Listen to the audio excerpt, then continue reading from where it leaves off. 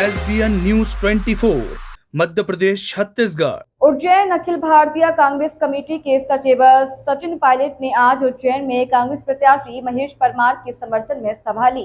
इस दौरान उन्होंने मोदी सरकार पर जमकर हमला बोला और कहा कि यह चुनाव देश के भविष्य का चुनाव है। कांग्रेस के स्टार प्रचारकों में शामिल कांग्रेस के राष्ट्रीय सचिव सचिन पायलट इन दिनों देश भर में दौरे कर कांग्रेस प्रत्याशियों के समर्थन में प्रचार कर रहे हैं। इसी के चलते आज वे उज्जैन आए और शहीद पार्क पर उज्जैन आलौट संसदीय क्षेत्र के कांग्रेस प्रत्याशी महेश परमार के समर्थन में सभा को संबोधित किया। इस दौरान उन्होंने केंद्र सरकार और प्रधानमंत्री नरेंद्र मोदी को आड़े हाथों लेते हुए कहा कि प्रधानमंत्री नरेंद्र मोदी ने जनता से जो वादे किए थे वे आज तक 10 साल में पूरे नहीं हुए।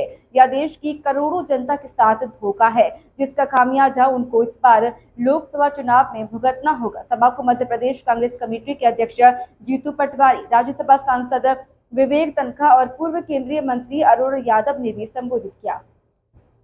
इस दौरान लोकसभा प्रत्याशी महेश परमार भी मौजूद रहे। वहीं सभा में बड़ी संख्या में कार्यकर्ताओं की भीड़ उमड़ी। बता दें कि सभा समाप्त होने के बाद सचिन पायलट ने मीडिया के साथ बातचीत करते हुए कहा कि पहले चरण के चुनाव के बाद भाजपा बैकफुट पर है और कांग्रेस पार्टी बहुमत के साथ जीतेगी और केंद्र में इंडिया गठबंधन की सरकार बनेगी। सीट तो मिलेंगी। मैं तो ये कहता हूँ जीतू भाई, अगर आपको 5 सीट भी मिल गई तो मैं और विपक्ष की सरकार केंद्र में बन रही है, मान के चलिए 5 सीट भी मिल गई मध्य प्रदेश में हमको, इसका मतलब विपक्ष की सरकार केंद्र में बन रही है। और मैं आगे ये बताना चाहता हूँ क्यों बनना चाहिए। मैं तो खुद कांग्रेस पार्टी का वकील हूँ। जिस तरह से कांग्रेस पार्टी के खाते बंद किए गए 13 फरवरी को, सब कांग्रेस पार्टी के खाते सीज कर दिए गए, पैसा रोक दिया गया। हम लोग के ऊपर 135 करोड़ की टैक्स का डिमांड लाया गया। हम ट्राइब्यूनल में गए, हमने स्थगन आदेश की पैरवी की, जो कि 20% जमा करो पैसा तो मिल जाती है सामान्य रूप से, हमको नहीं दी गई। और जब हम पैरवी कर रहे थे तो कांग्रेस पार्टी का 135 करोड़ इनकम टैक्स डिपार्टमेंट में लेके चला गया। इसी दरमियान मार्च में कांग्रेस पार्टी को 3650 करोड़ के डिमांड नोटिस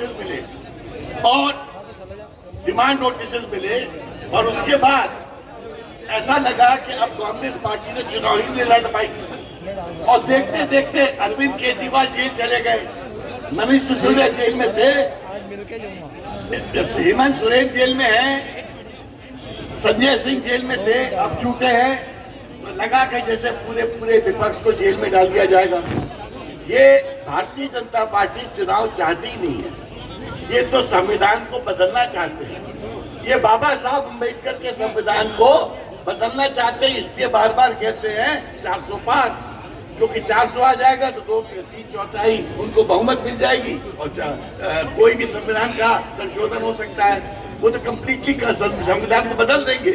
और मैं आपको आज आश्वस्त करता हूं, जिस दिन भारतीय जनता पार्टी को इस प्रकार की मेजॉरिटी मिलेगी, आप मान के चलना जो 5 साल बाद इलेक्शन होगा उसमें खाली एक ही पार्टी होगी, वो भारतीय जनता पार्टी। जैसे पुतिन साहब को 97% वोट मिलते हैं रशिया में, इसी तरह मोदी जी को भी 98% वोट इंडिया में मिला करेंगे।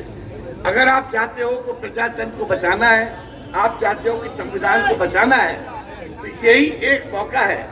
अगर आप इस मौके को चूक दोगे तो मान के चलना आपके बच्चे आपसे प्रश्न करेंगे कि अपने माता पिता से प्रश्न करेंगे कि भाई साहब, पापा मामा, अगर जब आपको मौका था तो आपने देश का प्रजातंत्र क्यों नहीं बचाया। और जहां तक महेश जी का सवाल है, मैं तो इनके लिए पहले भी आया हूं। मुझे आज भी याद है कमलनाथ जी के साथ मैं इनके प्रचार में आया था। ये आपके अच्छे एमएलए भी थे, जान के इनको मेयर का चुनाव हराया गया था, ये सबको जानकारी है। अब ऐसे व्यक्ति को अगर आप नहीं चुनोगे, और जैसे महाकाल की नगरी में जहां पर इतनी सारी बातें जीतू जी ने बताई, कितने सारे हमको आरोपों का जांच करवानी है, इतनी सारी बातें हमको ठीक करनी है, तो वो ही कर सकता है। हमारे कांग्रेस पार्टी के जो नेता हैं, इनके भाषण सुनकर यहाँ से ऊर्जा आती है। अरे काम समझ में आता है कि आवाज आ रही है। पदों पर बैठकर जनता की आवाज कैसे बना जाता है।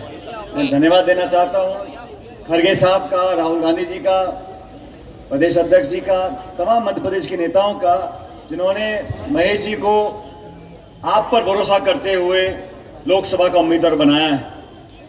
मैं इस उज्जैन की पवित्र धरती को, महाकाल को प्रणाम करते हुए आप सबका साधुवाद देना चाहता हूं और आपसे निवेदन करने के लिए आज उपस्थित हुआ हूं कि 13 मई को जब वोट पड़ेंगे, जैसा पूर्व वक्ताओं ने बोला, ये वोट पड़ेंगे मध्य प्रदेश और देश के भविष्य के लिए। 5 साल तक देश की दशा दिशा क्या होगी, किन लोगों को जनता सेवा का मौका देगी, और प्रत्येक नागरिक को और आप सबको सोचना समझना पड़ेगा कि हम पोलिंग बूथ में जा रहे हैं, हम किसका बटन दबा रहे हैं। हम जाति, बिरादरी, समुदाय, लिंग, भाषा, धर्म, भूगोल, इन सब बातों को भूलकर सोचेंगे कि आज जहां देश को हम लेकर आए हैं, इन 10 सालों में हमने कुछ खोया है या कुछ पाया है। विवेक भाई बता रहे थे मुझसे पूर्व में, सरकार का निर्माण जनता करती है। 2014 में भाजपा ने जो भाषण दिए मुझे अच्छी तरह याद है। महंगाई, बेरोजगारी, भ्रष्टाचार, काला धन, किसान की आमदनी दुगनी, खातों में 15 लाख, ये तमाम बातें कर कर लोगों को मोहित किया और जनता ने विश्वास किया। प्रचंड बहुमत देकर एक पार्टी को 2014 में स्थापित किया। 5 साल के बाद दोबारा चुनाव हुए। 2019 के चुनाव एक विशेष परिस्थिति में हुए थे। जनता ने फिर यकीन किया, फिर बहुमत दिया और 300 पार भाजपा का संख्या बल पहुंच गया और सरकार बन गई। 10 साल हो गए साथियों। इन 10 सालों में पिछले कार्यकाल में विशेष रूप से भाजपा ने जो काम किया, 3 काले कानून बनाए किसानों के खिलाफ, नोटबंदी लागू करी, जीएसटी लागू किया, निर्वाचित मुख्यमंत्रियों को जेल में डाल दिया, संवैधानिक संस्थाओं को नीतिगत तरीके से एक एक कर कमजोर करने का षड्यंत्र रचा गया, विपक्ष की आवाज को दबाया गया, एक दिन में 147 सांसदों को निलंबित किया गया, पिछले दरवाजों से कानून को पारित करवाया गया, कांग्रेस मुक्त बनाने की बात करी, कांग्रेस के खातों को सीज कर दिया। चंडीगढ़ के महापौर के चुनाव में आपने देखा होगा, निर्वाचन अधिकारी खुद बैठकर कलम से वोटों को खराब कर रहा है। सुप्रीम कोर्ट को हस्तक्षेप करना पड़ा, तब जाके न्याय हुआ। इलेक्ट्रॉल बॉन्ड से हजारों करोड़ रुपए चंदा वसूली करी।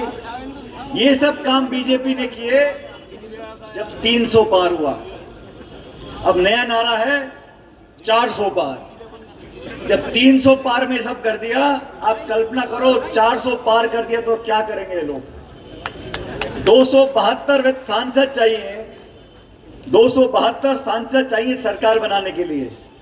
चलो 10-15 सेफ्टी के रख लो, 280, 290, इनको 300, 400 क्यों चाहिए भाई? 400 का आप करोगे क्या? बल्कि मंत्री बनाने में माथा खराब होगा, किसको बनाओ मत बनाओ। ये सोचने वाली बात है। ये 400 सांसद जो विवेक भाई बोल रहे थे, कहीं ना कहीं इनके जहन में ये बात है जो खुद उनके नेता बोलते हैं, और आज मजबूरन भाजपा के शीर्ष नेताओं को खंडन करना पड़ रहा है खुले मंच से कि हम संविधान से छेड़छाड़ नहीं करेंगे, हम आरक्षण से छेड़छाड़ नहीं करेंगे। और मैं पूछना चाहता हूं, आपको खंडन करने की नौबत ही क्यों पड़ी है? कभी आपने सुना मनमोहन सिंह जी को बोलते हुए कि हम संविधान से छेड़छाड़ नहीं करेंगे? 400 पार तो राजीव गांधी जी के आए थे सांसद 84 में। कभी राजीव गांधी जी ने बोला था कि मैं भाजपा मुक्त बनाऊंगा इस देश को, विपक्ष को खत्म कर दूंगा? कभी राजीव गांधी जी को, नरसिम्हा राव जी को, मनमोहन सिंह जी को बोलना पड़ा कि मैं, मेरी सरकार कभी संविधान से छेड़छाड़ नहीं करेंगे? तो बीजेपी के नेताओं को क्यों बोलना पड़ रहा है? विजय ठाकुर की रिपोर्ट।